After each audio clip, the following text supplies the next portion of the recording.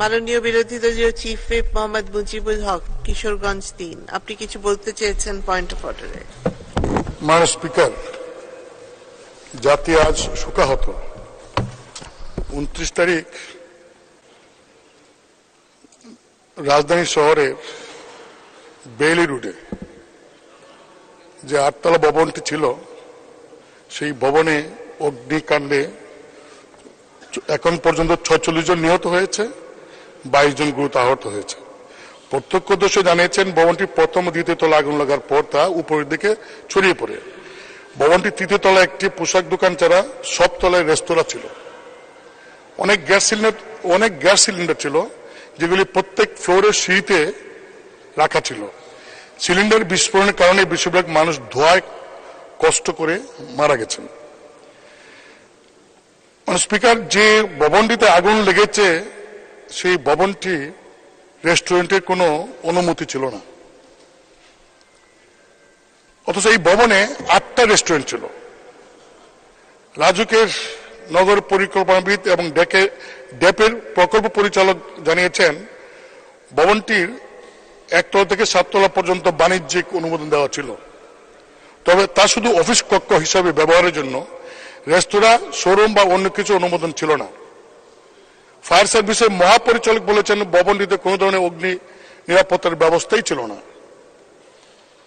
কোন নিরাপত্তা সিঁড়িও ছিল না। মাননীয় স্পিকার, 2010 সালের 3 জুন নিমতলিতে একই ঘটনায় 124 জন মারা যায়।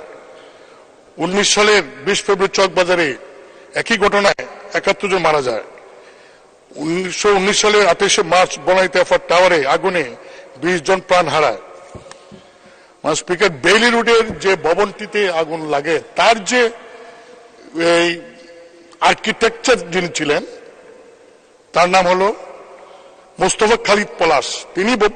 তিনি বলেছেন যে বেইলি রোডে ভবনটি যে আগুন লেগেছে সেটা আমি ডিজাইন করেছিলাম, তো ভবনটি নির্দিষ্টভাবে ব্যবহারের জন্য ছিল, সেটা যে কমার্শিয়াল, সেখানে অফিস থাকবে এবং সেখানে যখন হোটেল করা হয় তখন এই আর্কিটেকচার তিনি ডেভেলপারকে এবং জমির মালিককে বারবার চিঠি দেন যে এখানে যেটা ডিজাইন করা হয়েছে যেভাবে, সেই ডিজাইনকৃত বিল্ডিং এ রেস্তোরাঁ দেওয়ার সুযোগ নাই, কারণ রেস্তোরাঁ দেওয়ার পর প্রত্যেক ফ্লোরে যে চুলা রাখা হয় সেই কারণে এটা বেয়ার করার মতো এটা পরিবেশ নাই। কিন্তু তারা সেই কথা শুনেন নাই। এমনকি এই বিল্ডিং এর মালিক রাজুক থেকে অকুপেন্সি যে নেওয়া লাগে এই বিল্ডিং এ দখলে যাওয়ার আগে, সেটা তারা নেন নাই। মাননীয় স্পিকার, আমার প্রশ্ন হলো, দেশের জনগণ ট্যাক্স দেয় সরকারের পরিচালনার জন্য। সরকারের দায়িত্ব হলো দেশের নাগরিকের নিরাপত্তা প্রদান। সরকারের 6টি সংস্থা এই ভবনের তৈরি করার জন্য ক্লিয়ারেন্স লাগে। ক্লিয়ারেন্স দেওয়ার পর এই ভবনের কোন সুপারভিশন নাই। আমার প্রশ্ন হলো, মাননীয় স্পিকার, এই যে রাজুকের প্রত্যেকটা এলাকায় অফিসার থাকে, সেই অফিসারের কোথায়? এক একটা বিল্ডিং করে এক পারপাস অন্য পারপাসে যায়। এই যে মানুষগুলি মারা গেল, এটা জবাব দিবে কে? এর দায় দায়িত্ব মাননীয় স্পিকার তো সরকারের সংস্থার, সরকারি অফিসের। প্রত্যেকটা সময় এক একটা ঘটনা হয় আর সরকারের পক্ষ থেকে বলা হয় ইনকোয়ারি করা হবে, ইনকোয়ারি টিম করা হলো, তারপর কোন ফলো আপ নেই। মাননীয় স্পিকার, এইভাবে তো দেশ চলতে পারে না। সরকারের তো জবাবদিহি করা দরকার, সরকারের অ্যাকশন নেওয়া দরকার দায় দায়িত্ব নিয়ে। মাননীয় স্পিকার, একই অবস্থা আপনি যান ধানমন্ডি 7 মসজিদ রোডে, একটা বিল্ডিং এ 15টা রেস্টুরেন্ট, অথচ রেস্টুরেন্টে কোনো পারমিশন নাই। মাননীয় স্পিকার, ধানমন্ডি 7 মসজিদ রোডে প্রত্যেকটা রাস্তার পাশে কয়েকশো দোকান, সেই বিল্ডিং এ এই রেস্টুরেন্ট, একটাও পারমিশন নাই।